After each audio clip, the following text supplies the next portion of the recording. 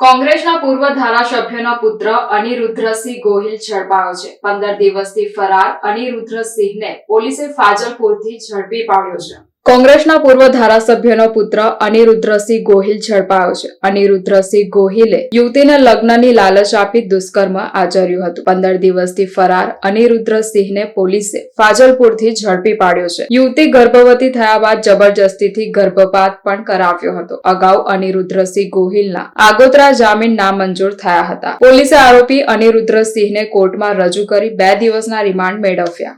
Nandeshri police સ્ટેશનમાં નોંધાયેલ FIR number 234/25 rape with abortion with એટ્રોસિટીના કામે આરોપી અનિરુદ્ધસિંહ રાજેન્દ્રસિંહ ગોહિલ એ ગઈકાલે ખાનગી બાતમી રાહે ક્રાઇમની ટીમ, લોકલ પોલીસ સ્ટેશનની ટીમ અને SC/ST સેલની ટીમના હાથે પકડાઈ ગયેલ છે।